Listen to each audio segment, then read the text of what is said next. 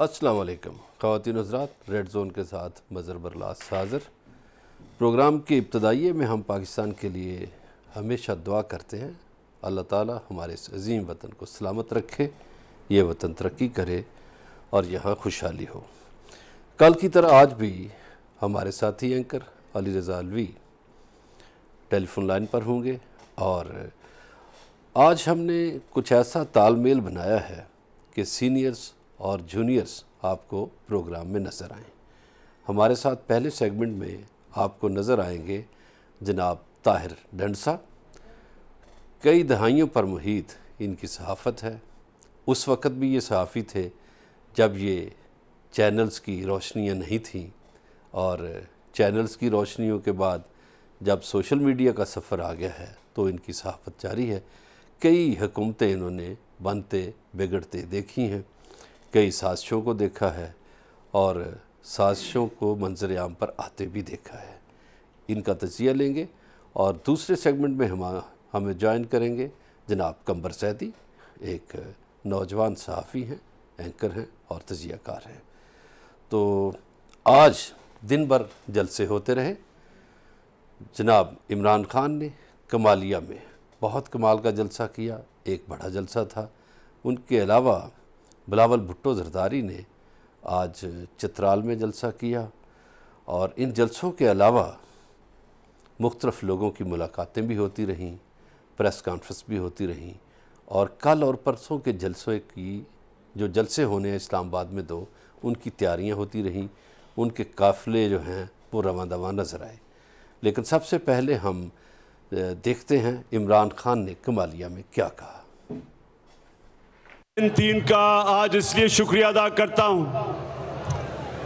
کہ انہوں نے ان کی شکلیں دیکھ کے لوگوں کو اتنا خوف آیا کہ یہ پھر سے واپس نہ آ جائیں، کہ اللہ نے ساروں کے دل میری طرف موڑ دیے۔ میں آپ کا بہت بہت شکریہ ادا کرتا ہوں۔ شکریہ ادا کرنا چاہتا ہوں جو پاکستان کا جوتے پالش کرنے والا ایکسپرٹ، جوتا دیکھتا ہے تو پالش شروع کر دیتا ہے، وہ ہے مقصود چپڑاسی والا شہباز شریف۔ جب ہی کرپشن کیسز ختم ہوں گے، وہ بگوڑا جو لندن بیٹھا ہے وہ جلدی جلدی پاکستان واپس آئے گا،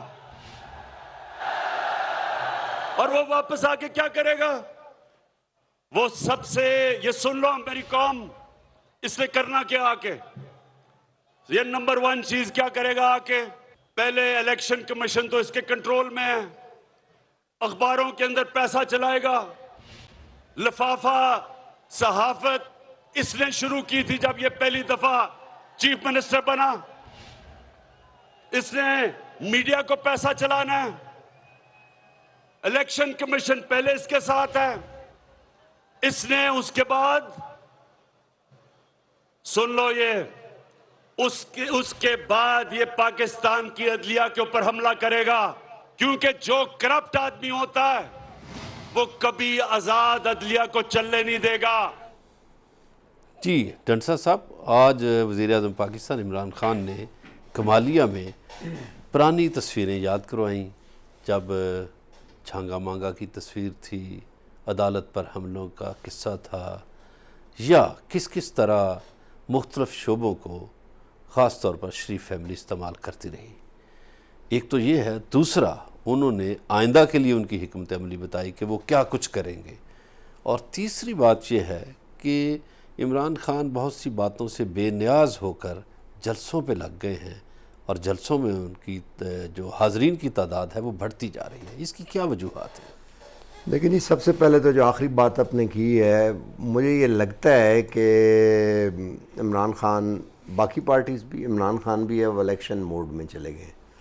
ایک بات تو طے ہے کہ یہ اگر نو کانفیڈنس موو کامیاب ہوتی ہے یا ناکام ہوتی ہے، دونوں صورتوں میں الیکشن جو ہیں وہ اب جلدی ہوں گے۔ اگر یہ کامیاب نہیں ہوتی تو ہو سکتا ہے 9 مہینے سے 1 سال تک ڈیلے ہو جائے، 6 مہینے یا 9 مہینے الیکشن جلدی ہوں، اکتوبر، نومبر، دسمبر میں یا مارچ میں اگلے سال۔ لیکن اگر ناکام ہو جاتی ہے تو پھر امکان اس کا ہے کہ یہ اور بھی جلدی ہو جائے الیکشن، اور نومبر میں مطلب 5، تو ایک تو اس کی وجہ تو یہ ہے، اور جو وہ باتیں کر رہے ہیں وہ اپنے کراؤڈ کو چارج کر رہے ہیں. کرپشن ان کا ایک اینٹی کرپشن ان کا سلوگن تھا، وہ دوبارہ ریوائٹلائز کر رہے ہیں، اور لوگ انڈرسٹینڈ کر رہے ہیں کہ اگر ان کی گورنمنٹ بھی جو پوری طرح ڈیلیور نہیں کر سکی تو اس میں بھی کرپشن تھی. جیسے آج آپ دیکھیں وہ براڈ شیٹ والے کا آیا ہوا ہے کہ وہ شہباز شریف کا دینے، لیکن اسی طرح کا جیسے وہ شمیم سے انہوں نے ایک ایفیڈیوٹ نکلوایا تھا. تو وہ ایک تو اس کی وجہ یہ ہے جس کی وجہ سے وہ کر رہے ہیں. جی دوسرا یہ جو ایک چیز اور ہے میں اس میں کہوں گا کہ اسٹیٹ کیپچر ہے کسی حد تک. اب آپ پیچھے ہائنڈ سائڈ میں مڑ کے دیکھیں تو کیا آپ کو یہ نہیں لگتا کہ جو عرب سپرنگ تھا وہ پاکستان بھیجنے کی جسٹس افتخار والی جو موومنٹ تھی وہ ایک کوشش تھی، بالکل ٹھیک. لیکن نہیں آ سکا، اور اس کا بڑا نقصان ہوا ہے پاکستان کو آگے جا کے. تو عدالت میں آپ دیکھیں کئی دفعہ بار اور بینچ میں آپ کو بے شمار جگہوں پہ ڈفرینس ہی نہیں فیل ہوتا. تو ادارے جو ہیں وہ ان پوری ٹینیور کے دوران جو ہے وہ انسٹیٹیوشنل کیپچر ہوا ہے بہت سی جگہوں پہ. تو وہ ظاہر ہے اس کا بھی وہ ذکر کر رہے ہیں، اور کچھ اپنی ویکنیسز بھی گورنمنٹ میں رہی ہوں گی. وہ چاہتے ہیں کہ بجائے اس کے اس سائڈ کے اوپر فوکس رہے. بیسکلی الیکشن کے اوپر کیمپین کے طور پہ میں سمجھتا ہوں وہ فوکس. بالکل ٹھیک ہے. ہمارے ساتھ ٹیلی فون لائن پر موجود ہیں علی رضا الوی صاحب. الوی صاحب آپ بتائیے گا کہ یہ ڈھنڈسا صاحب کا جو تجزیہ ہے کہ یہ سب پارٹیاں الیکشن موڈ میں چلی گئی ہیں، آپ الیکشن کو ہوتے ہوئے دیکھ رہے ہیں؟ جی نظر والا صاحب بہت شکریہ. یہ بہرحال یہ لگ رہا ہے کہ وزیراعظم عمران خان بے شک زبان سے یہ کہہ رہے ہیں کہ تحریک عدم اعتماد بالکل ناکام ہو جائے گی، یہ ہوگا وہ ہوگا، لیکن کہیں نہ کہیں سے ایسے لگ رہا ہے کہ انہیں کہیں اپنے دل کے کسی گوشے میں اس بات کا یقین ہے کہ تحریک عدم اعتماد کامیاب ہو جائے گی. کیونکہ جب انہیں یقین تھا کہ یہ ناکام ہوگی تو انہوں نے خود تقریر فرمائی تھی اور انہوں نے از خود فیصلہ کیا تھا کہ میں اعتماد لوں گا اسمبلی سے. انہیں کسی نے مجبور نہیں کیا تھا کہ آپ اعتماد میں لے جائیں، اور انہوں نے خود یہ انیشیٹ کیا اور اعتماد کا ووٹ حاصل کیا. اور اعتماد کا ووٹ حاصل کرنے سے پہلے وہ تقریر ریکارڈ کا حصہ ہے کہ آپ نے فرمایا کہ بھائی لوگوں کا حق حاصل، لوگوں کو حق حاصل ہے کہ وہ اگر مجھے نہیں پسند کرتے تو وہ مجھے نہ ووٹ دیں اور میں اپوزیشن میں بیٹھ جاؤں گا. اور یہ بات بالکل ایک اعلیٰ اخلاقی پیمانے کے بالکل عین مطابق ہے کہ کوئی بھی شخص جو ہے جو اگر پارلیمان کے اندر اپنی اکثریت کھو بیٹھتا ہے تو وہ پارلیمان کو چلنے دے، جو اگر کوئی وقت باقی ہے تو اپنے جا کے اپوزیشن میں بیٹھے اور اپنا سیاسی کردار ادا کرے. لیکن بہرحال وہ اس سے مسلسل ہمیں پتہ ہے گریزاں رہے. ابھی منڈے کو اب ہوگا اجلاس تو دیکھا جائے گا. لیکن یہ جو جلسوں والی بات ہے یہ بالکل ایسے ہی نظر آ رہا ہے کہ وہ جلسوں کے ذریعے اپنے مجمع کو چارج کرنا چاہ رہے ہیں اور وہ کوشش کر رہے ہیں کہ لوگ ایک دفعہ ایکٹیو ہونا شروع ہو جائیں. اور وہ یہ بھی بڑی اچھی طرح جانتے ہیں کہ جب بندہ حکمران ہوتا ہے تو اس کے جلسوں کا اہتمام بڑا شاندار ہو جاتا ہے. ڈی سی سے لے کر پٹواریوں تک اور اساتذہ سے لے کے مختلف لوگوں تک کی حاضریاں بھی وہاں لگتی ہیں اور بہت زیادہ لوگوں کو مجبوراً بھی وہاں پہنچنا پڑتا ہے. ان کی نوکریوں کے مسائل پیدا ہو جاتے ہیں تو وہ اس موقع سے بھرپور فائدہ اٹھا رہے ہیں. لیکن میں ان کی آج کی تقریر سے جو ہے نا مجھے بڑی تکلیف ہوئی ہے. ایک عجیب سا مجھے لگا ہے کہ ایک وزیر اعظم پاکستان وزیر اعظم کی مسند پہ بیٹھ کے جس کے سلوگن میں سب سے پہلے یہ بات تھی کہ اداروں کی تکریم، اداروں کی عزت ہونی چاہیے اور اداروں کا وقار ہونا چاہیے، تو وہ ایک چارج شیٹ لگا رہا ہے کہ الیکشن کمیشن نواز شریف کے پاس ہے اور اس کے ساتھ ہے. مجھے نہیں پتا کہ ان کی یہ جو بات ہے اور یہ جو الزام ہے اس میں صداقت کتنی ہے. اور یہ الزام ایک وزیر اعظم اگر ایک ادارے پر لگا رہا ہے تو اس سے ادارے کی توہین ہوتی ہے یا نہیں ہوتی، اور اس ادارے کو کوئی اس کے اوپر ایکشن لینا چاہیے یا نہیں. ایک تو ان کے اس الزام کی وجہ مجھے یہ سمجھ آتی ہے کہ الیکشن کمیشن نے ان کو منع کیا تھا کہ آپ نے یہ کام نہیں کرنا اور آپ نے الیکشن ابھی مختلف جہاں بلدیاتی انتخابات ہو رہے ہیں وہاں آپ نے جانا نہیں ہے. نہیں لیکن علی رضا الوی صاحب کمالیہ میں الیکشن نہیں ہو رہے. کمالیہ میں تو انہوں نے ویسے جلسہ کیا نا. کمالیہ کی بات نہیں ہو رہی, 1 منٹ مجھے ذرا بات کرنے دیجیے. کمالیہ آج تو کمالیہ کی بات ہو, کمالیہ کچھ دفعہ کریں, کمالیہ کی بات ہی نہیں ہے یہ. ابھی کی بات, چند دن پہلے جب یہ گئے جن حلقوں میں الیکشن تھا اور اس کی بنیاد پر الیکشن کمیشن نے ان پر جرمانہ عائد کیا وزیر اعظم پاکستان پر کہ آپ نے احکامات کی تعمیل نہیں کی, تو وزیر اعظم کو مجھے لگتا ہے اس بات کا غصہ تھا. دوسرا فارن فنڈنگ کیس ہو رہا ہے وہاں, وہ بھی الیکشن کمیشن میں پڑا ہے. مجھے لگ رہا ہے کہ شاید وزیر اعظم کو اس بات کا بھی شک و شبہ ہے کہ فارن فنڈنگ کیس میں ان کے خلاف فیصلہ آنے والا ہے. وہ اس لیے الیکشن کمیشن پر دباؤ بڑھا رہے ہیں اور اس کو پہلے ہی نواز شریف کا کہہ رہے ہیں.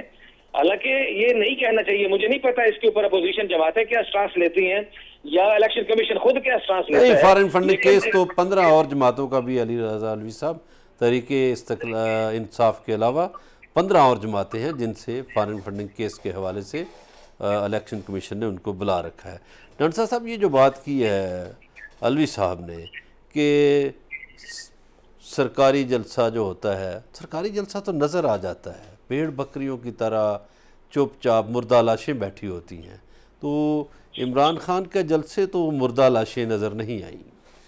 نہیں, عمران خان پاپولر تو ہیں, اور پھر دوبارہ اب دیکھیں نا, ایک طرح سے اب تو وکٹم بھی ہو گئے نا.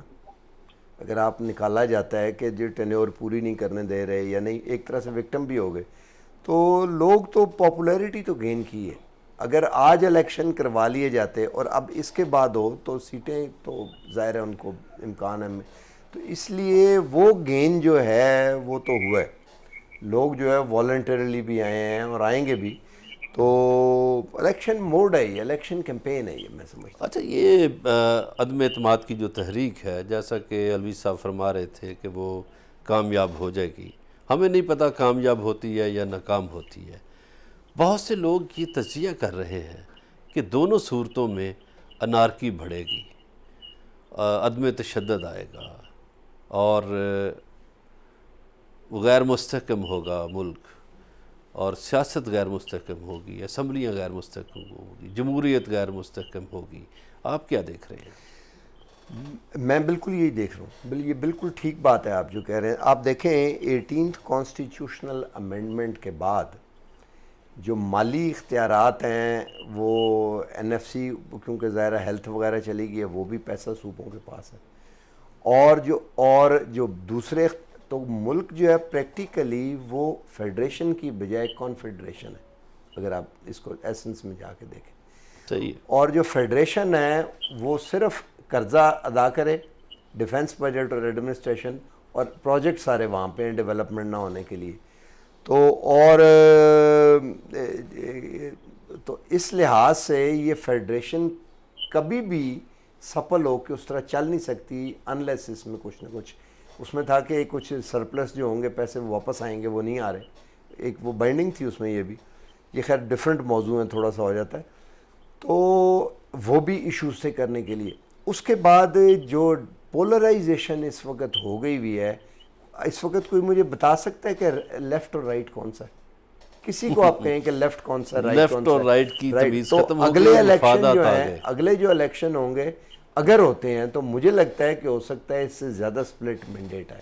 بالکل ٹھیک ہے. آج ایک اور جلسہ ہوا, یہ جلسہ چترال میں ہوا. پاکستان پیپلز پارٹی کے چیئرمین بلاول بھٹو زرداری نے چترال میں کیا کہا, سنتے ہیں ان کی زبانی. جب اس کو مسلط کیا گیا, بٹھایا گیا, سلیکٹ کیا گیا, غلطی کو ماننے کو تیار نہیں کہ اس کھلاڑی کو ہمیں کبھی سیاست میں نہیں لے آنا چاہیے تھا. اس ملک پہ یہ ظلم نہیں کرنا چاہیے تھا کہ اس کو زبردستی وزیر اعظم بناتے. جو مدینہ کے ریاست کا درس دیتے ہیں اسی زبان سے, اسی منہ سے اگلا سینٹنس میں گالی دیتے ہیں. عمران کی ریاست گالی اور جادو پہ مبنی ہے, کچھ تو دال میں کالا ہے. یہ کون سا کاروبار ہے آپ ہمیں بتائیں؟ یہ کون سے جادو کے سلائی مشینز ہیں جو اگر آپ بیچتے ہیں تو امریکہ میں جائیداد ملتے ہیں؟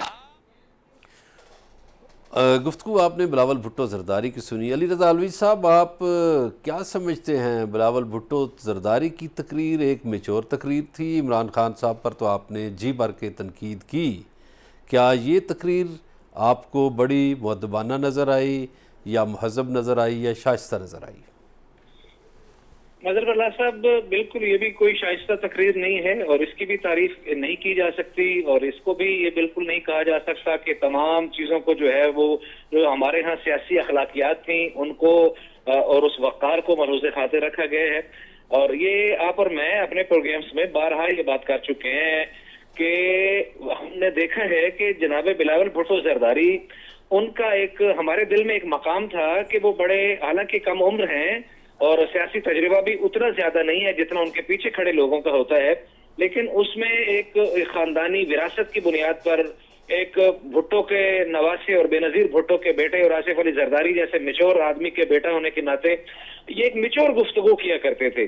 لیکن ہم نے دیکھا ہے کہ جب یہ لانگ مارچ کر کے اسلام آباد پہنچے ہیں، اور یہ یقیناً ایک بہت بڑی کامیابی تھی کہ جب یہ سمجھا جا رہا تھا کہ بالکل جنوبی پنجاب میں اور پنجاب میں، جنوبی پنجاب میں تو بہرحال کسی حد تک، لیکن یہ وسطی پنجاب میں اور آگے پیپلز پارٹی جو ہے وہ حالت نزاع میں ہے، تو اس میں انہوں نے اس کی رگوں میں جب سے تھوڑا سا لہو ڈالا ہے تو ہم نے دیکھا ہے ان کے لب و لہجے اور تیور میں سختی آ گئی ہے.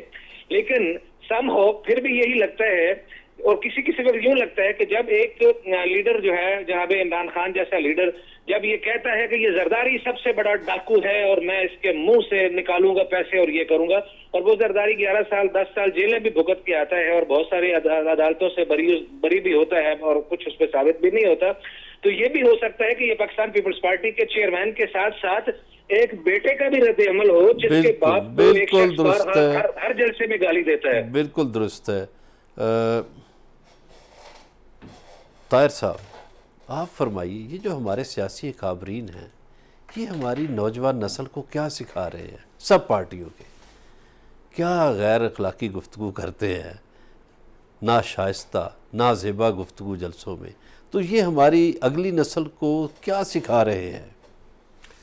دیکھیں جی، اخلاقیات کا بیسس جو میں نے یہ سوال اس لیے کہ آپ ایک استاد بھی ہیں، اس لیے دیکھیں اخلاقیات کی سب سے بڑی بیسس جو ہے وہ آنیسٹی ہوتی ہے، اور آپ کی جو سب سے بڑی پراپرٹی ہوتی ہے وہ آپ کا آنر ہوتا ہے.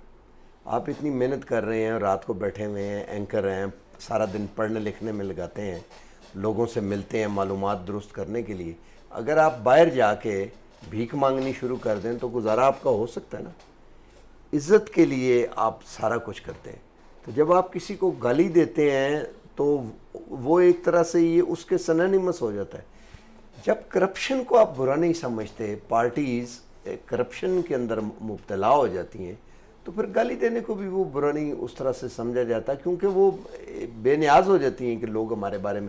اب کس کو نہیں پتا کہ کون کہاں کرپشن کرتا رہے. نہیں، یہاں تو کہا جاتا ہے دھیلے کی کرپشن نہیں ہے، اور ایسی کرنسیاں جو ابھی معدوم ہو چکی ہیں ان کا تذکرہ ہوتا ہے، کبھی دمڑی کا تذکرہ ہوتا ہے، کبھی دھیلے کا اور کبھی ٹکے کا. تو یہاں تو نہیں ہے وہ. شکر ہے پائی کا ذکر، پائی کا بھی ہوتا ہے جی. پائی کا بھی ہوتا ہے. تو وہ یہ ہے کہ کلچر کی اخلاقیات کا تو کوئی سلسلہ بالکل اب وہ اس طرح کا رہ نہیں گیا. بالکل ٹھیک ہے. کرپشن جب ہوتی ہے جہاں بھی ہو وہاں بددیانتی اور بد اخلاقی آ جاتی ہے. بریک کا وقت ہوا چاہتا ہے، مختصر سا وقفہ، وقفے کے بعد حاضر ہوں گے.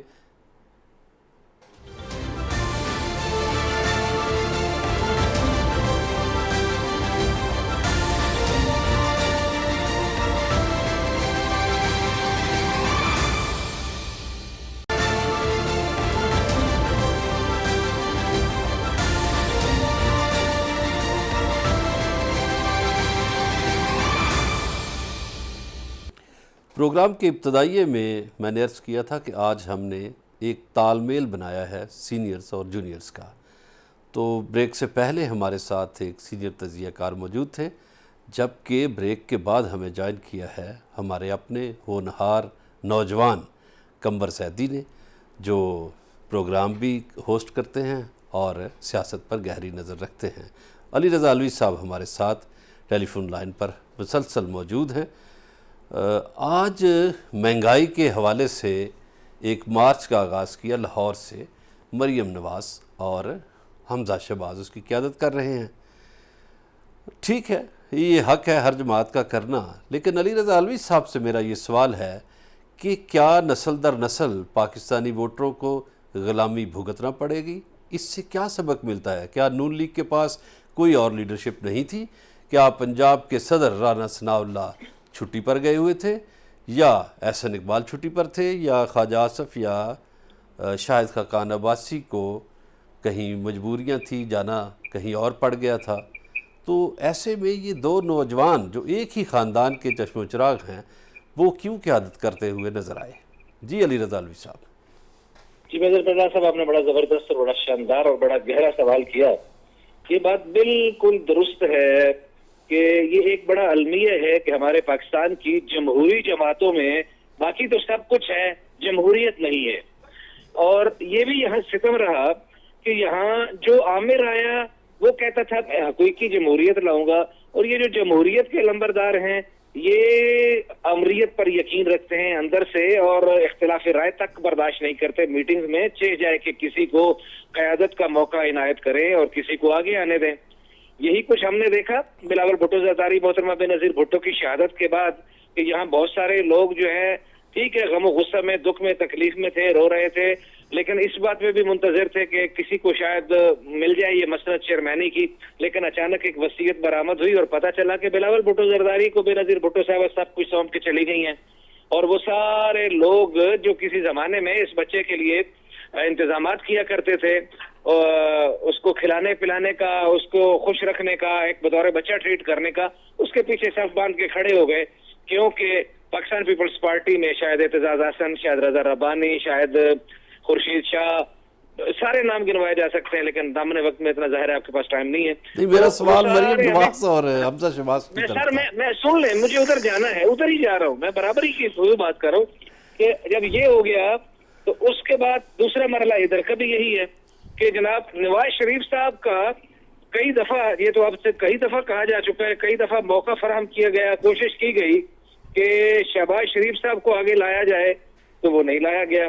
اب یہ نتیجہ اس موقع پر جب یہ انتخاب کیا گیا ہے، یہ بات بالکل ادھر بھی اسی ہی طرح ہی بات ہے کہ جن لیڈرز کے آپ نے احسن اقبال صاحب کے، رانا ثناء اللہ صاحب کے اور رانا مشہود کے، یا جتنے باقی دوسرے لوگ ہیں جنہوں نے مارے کھائی ہیں، احسن اقبال صاحب، ان لوگوں میں سے بھی تو کسی کو قیادت کا موقع ملنا چاہیے تھا۔ چلیں کوئی بات نہیں ہے، قائم مقام کے طور پر مل جائے، پارٹ ٹائمر کے طور پر مل جائے، لیکن یہ لوگ ان کو سپیس دینے کے لیے تیار بالکل نہیں ہے۔ لیکن دوسری طرف جو مسلم لیگ نون نے یہ جو اسٹریٹجی اپنائی ہے اس دفعہ، وہ اسٹریٹجی انہوں نے یہ اپنائی ہے کہ ایک تاثر جو پی ٹی آئی کی طرف سے یا دیگر جو ان کے مخالفین کی طرف سے دیا جا رہا ہے کہ شہباز شریف کا اور نواز شریف جی ایک پیج پہ نہیں ہے، کوئی کسی کا پیارا ہے اور کوئی کسی کا کو ناپسندیدہ ہے، پھر اور اگلی نسل میں مریم جو ہے اور حمزہ شہباز جو ہیں یہ بالکل ایک دوسرے کی شکل دیکھنا پسند نہیں کرتے، اور یہ بڑے ان کے مسائل ہیں، اختلافات ہیں۔ تو اس دفعہ انہوں نے اس صورتحال کو اور اس امپریشن کو ختم کرنے کے لیے یہ فیصلہ کیا ہے کہ دونوں مل کے قیادت کریں اور تاکہ یہ امپریشن ختم ہو جائے۔ بالکل درست۔ ایک اور قمر زیدی صاحب، آج ڈی اے خان سے ایک قافلہ چلا جس کی قیادت مولانا فضل الرحمان کے صاحبزادے مولانا اسد الرحمان فرما رہے ہیں۔ وہاں بھی یہی ہے، تیسری نسل ہے، مفتی محمود صاحب کے بعد مولانا فضل الرحمان اور اب ان کے بعد ان کے صاحبزادے۔ تو پاکستانی ووٹر کیا غلام ہیں یا غلامی کی زنجیروں میں جکڑے ہوئے ہیں کہ انہی لوگوں کے پیچھے نعرے لگائیں گے، انہی لوگوں کے لیے واہ واہ کریں گے، انہی لوگوں کے لیے ناچیں گے، انہی لوگوں کے لیے دم دم مست کلندر ہوگا؟ معزز صاحب، آپ نے بالکل درست بات کی کہ انفارچونیٹلی ہماری جو ڈیموکریٹک جماعتیں ہیں، جن کو ہم بڑی جماعتیں کنسیڈر کرتے ہیں، پیپلز پارٹی ہو، مسلم لیگ نون ہو، JUIF ہو، ان تمام کا سیکنڈ ٹیئر جو ہے، جو ان کے بچے ہیں وہ آ کے سیاست ان لوگوں کے بھی رہنما بنے ہیں جو کہ جید سیاستدان اس ملک میں تصور کیے جاتے ہیں۔ آپ بلاول بھٹو زرداری کو دیکھ لیں، مریم نواز کو دیکھ لیں، مولانا صاحب کے صاحبزادے کو دیکھ لیں، اب اتنے سفید بالوں والے بزرگ ہمیں نظر آتے ہیں کہ ان کے پیچھے ان سے پوچھتے ہوئے کہ ہم اگلے لائے عمل ہمارا کیا ہوگا۔ بڑی خوبصورت طرح سے علی رضا الوی صاحب نے ایکسپلین کیا۔ یہ اسٹیٹس کو توڑا تھا عمران خان نے۔ عمران خان صاحب ایک تبدیلی کا نعرہ لے کے آئے تھے اور بتایا تھا کہ میرے یہاں پہ اس طرح سے بچے بھی نہیں ہیں، میرے بعد جو ہے انہوں نے اپنا لائے عمل جو دیا کہ میں پارٹی لیڈر ہوں اور ہم ایک جمہوریت کا اصل سفر طے کریں گے۔ لیکن مظہر پرلاز صاحب، ہم نے عمران خان صاحب کو الیکٹ کر کے آ گئے، وہ تبدیلی کا نعرہ بھی آ گیا، لوگوں کو بہت اچھا بھی لگا وہ نعرہ، وہ چینج بھی ہم نے دیکھا، لیکن کیا صحیح معنوں میں وہ تبدیلی ٹرانسفر ہوئی ایک عام بندے تک؟ کیا اس کا اثر جو ہے عام لوگوں تک آیا؟ اور اسی سیاست پہ ہم بات زیدی صاحب، شیخ رشید احمد نے کچھ باتیں کی ہیں، یہ جو عدم اعتماد کی تحریک کے حوالے سے جو نمبرز گیم ہے اس پہ بھی انہوں نے بات کی ہے، اور خاص طور پر ناظم جوکھیو کے جو قاتل ہیں، ایک ایم این اے پیپلز پارٹی کے جو دبئی میں ہیں، وہ آئیں گے تو ان کے ساتھ کیا سلوک ہوگا؟ شیخ رشید احمد کی زبانی۔ 3 یا 4 تاریخ کو عدم اعتماد کی ووٹنگ ہوگی، اپوزیشن کے تمام ممبروں کو فل پروٹیکشن دیں گے، کسی کو کسی کا راستہ روکنے کی اجازت نہیں دیں گے۔ جو ناظم جوکھیو کے قتل میں نامزد ایم این اے ہیں، جام عبد الکریم جو ہے وہ دبئی سے ووٹ ڈالنے کے لیے آ رہے ہیں، وہ آئیں گے، ان کو گرفتار کر کے سندھ پولیس کے حوالے کریں گے، اس کا انٹرپول میں بھی نام ڈالیں گے۔ آپ اس پارٹی کا اندازہ لگائیں کہ مفرور قاتلوں کو بھی ووٹ ڈالنے کے لیے دبئی سے لا رہے ہیں، اس کا مطلب ہے کہ ان کی کانپیں ٹانگ رہی ہیں۔ اچھی طرح کان کھول کے سن لیں کہ اگر کسی نے قانون کو، امن و امان کو ہاتھ میں لیا تو قانون ان کو ہاتھ میں لے گا، ورنہ ہمارے لیے وہ قابل احترام ہے اور ان کو پورا ان کا خیال رکھا جائے گا۔ علی رضا علوی صاحب، آپ سے شروع کرتے ہیں۔ شیخ رشید احمد نے کچھ گفتگو کی ہے، کیا یہ گفتگو مناسب ہے، اور کیا ایک پارٹی جو ایک قاتل کی پشت پر کھڑی ہے وہ طرز عمل درست ہے؟ یہ شیخ صاحب کی بات جو ہے بالکل قابل ستائش ہے کہ قاتل ناظم جوکھیو کے حوالے سے یقیناً جب اس کا قتل ہوا اور جب میڈیا میں یہ ساری بات اس وقت بہت زیادہ ہائی لائٹ ہوئی تو قوم بالکل ناظم جوکھیو والے معاملے پہ اس کی مقتول کے ساتھ تھی اور قاتل کے بالکل خلاف تھی، اور ظاہر ہے کہ قاتل بہت طاقتور آدمی تھا، وہ بھاگ بھی گیا۔ اور یہ بھی میرا خیال ہے کہ ہماری وزارت داخلہ اور ہمارے اداروں کی نالائکی تھی کہ کسی سیاستدان کو تو وہ جیسے ہی ایئرپورٹ پہ پہنچتا ہے تو اس کو تو انہوں نے پکڑ لیا، سردار تنویر کو پکڑا، ٹھیک ہے وہ بھی مقدمات میں مطلوب تھا، پکڑ لیا، اچھا کیا، زبردست بات ہے، لیکن کیونکہ مسلم لیگ نون کا تھا وہ پکڑا گیا۔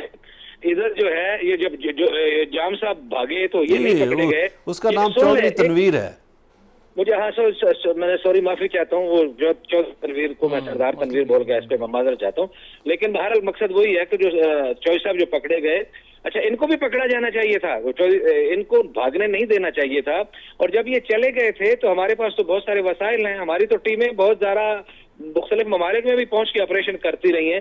مجھے بہت خوشی ہوتی کہ یہ اس تحریک عدم اعتماد کے آنے سے پہلے شیخ رشید صاحب اپنی ذمہ داری کا ادراک کرتے ہوئے انٹرپول کے ذریعے، انٹرپول میں نام بھی ڈلوا لیتے ان کا، اور وہاں سے ان کو پکڑ کے لے آتے، نکیل ڈال کے پکڑ کے لے آتے، کہتے ہیں کہ جناب آپ نے قتل کیا ہے، آپ اس میں نامزد ہیں، لیکن اب یہ جو شیر بن رہے ہیں تو یہ ابھی کوئی مجھے مزہ نہیں آیا کہ یہ قانون کی بالادستی ہے یا انتقام ہے۔ علی رضا علوی صاحب، آپ کی بات درست ہے۔ قمر زیدی صاحب، نمبرز گیم کا سوال ہے، شیخ صاحب نے بڑا ایک چپتا ہوا سوال کیا ہے کہ اس کا مطلب ہے نمبرز پورے نہیں ہیں کہ ایک قاتل کو بھی لایا جا رہا ہے، اس پہ آپ کیا کہیں گے؟ دیکھیں، آپ تو سارا دن سیاسی بیٹھکوں میں گھومتے پھرتے ہیں۔ یہ کوششیں کر رہی ہے کہ کسی طرح نمبر گیمز کو جو ہے وہ مطمئن رہیں کہ کسی بھی طرح سے کوئی لوپ ہول نہ چھوڑا جائے، اور یہی انہی کوششوں کی کڑی ہے کہ آپ دیکھ رہے ہیں کہ قاتلوں کو بھی اب بلایا جا رہا ہے، باقاعدہ ان کے حوالے سے وزیر داخلہ پریس کانفرنس کر کے بتا رہے ہیں۔ اپوزیشن کو کیا ڈر ہے مظہر صاحب؟ یہ ایک بہت بڑا سوال ہے، اپوزیشن کو کیا ڈر ہے؟ ایک اتحادیوں کے حوالے سے کنسرنز اپوزیشن میں پائے جاتے ہیں، کیونکہ آپ کو پتہ ہے ہمارے یہاں بریک کا وقت ہو گیا ہے، مختصر سا بریک لیتے ہیں، بریک کے بعد حاضر ہوتے ہیں اور یہیں سے گفتگو شروع کریں گے۔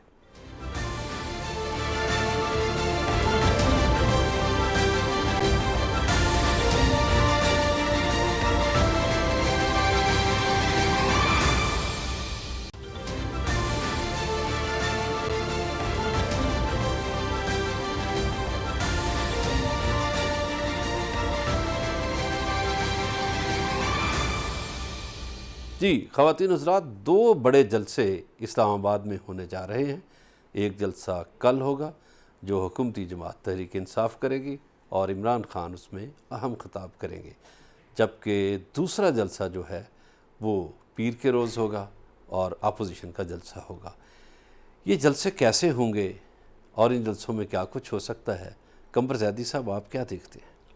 مظہر صاحب، اگر ابھی تک کے جلسوں کی بات کی جائے تو کافی حد تک یہ تاثر ہے پاکستان کے شہریوں میں کہ یہ پرامن ہوں گے۔ اس کی وجہ یہ ہے کہ جو سپریم کورٹ نے بلا کر ان سب کو ایک آرڈر جاری کر دیا، ہائی کورٹ نے آپ کو پتہ ہے سٹ ان پہ پابندی لگا دی، تو یہ تاثر ضرور موجود ہے کہ یہ جلسے جو ہے نا کسی نہ کسی حد تک پرامن ہوں گے، لیکن دمادم مست کلندر ہونے کا امکان بھی کہیں نہ کہیں کسی نہ کسی جگہ موجود ہے۔ زیدی صاحب یہ دعوے کر رہے ہیں کہ ہمارا جلسہ بڑا ہوگا، ہمارا، دوسرے کہتے ہیں ہمارا جلسہ بڑا ہوگا، آپ کیا دیکھتے ہیں؟ سر اس میں no doubt P T I جو جلسہ کرنے جا رہی ہے یہ میرا خیال سے تاریخ کا بڑا ترین جلسہ ہوگا۔ یہ عمران خان صاحب نے یہ جلسہ، کیونکہ اس سے اپنا پاور شو کرنا ہے، اس سے ان کا کیریئر، آگے کا جو کیریئر ہے بڑا انحصار ہے، اور وہ کسی اور کو دکھانا چاہ رہے ہیں۔ بالکل ٹھیک ہے۔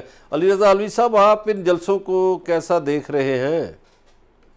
مظہر برلاس صاحب، یہ چارج اپ جلسے ہیں اور یہ بس وہی ہے، لوگوں کو چارج کر رہے ہیں ساری سیاسی جماعتیں، جہاں سے بات شروع ہوئی تھی خوبصورتی کے ساتھ پروگرام کے اینڈ تک اسی پہ ہی بات چلی گئی ہے کہ یہ صرف یہی چاہتے ہیں کہ اپنے اپنے ورکرز کو چارج کرے اور آگے بڑھے، اور یہ بات بالکل درست ہے کہ بادی نظر میں ایسے ہی لگ رہا ہے کہ ان کی جو خوبصورت جگہ ہے اس کو انہیں بھر لینا ہے۔ پریڈ گراؤنڈ جو ہے اس میں جلسہ جو ہے وہ شاندار جلسہ ہوگا وزیر اعظم عمران خان کا، لیکن آج میں نے دوران سفر دیکھا کہ بڑا لمبا قافلہ تھا مولانا فضل الرحمان کے جلسے کا بھی، اور اس میں جو سامان لدا ہوا میں نے دیکھا تو اس سے مجھے حیرت ہو رہی تھی۔ لیکن علوی صاحب، پیپلز پارٹی اس میں شریک نہیں ہو رہی، ایک بڑی پارٹی جماعت۔ مظہر اللہ صاحب، آپ جانتے ہیں کہ پیپلز پارٹی اپنا علیحدہ لانگ مارچ کر کے اپنا علیحدہ پولیٹیکل شو کر چکی ہے، تو اس لیے اب اگر وہ دوبارہ اپنے ورکر بہت شکریہ علی رضا علوی صاحب اور قمر زیدی صاحب، آپ کا بھی بہت شکریہ۔ پروگرام کا وقت ختم ہوا چاہتا ہے، اجازت دیجیے، کل ہوں گے حاضر نئے پروگرام کے ساتھ۔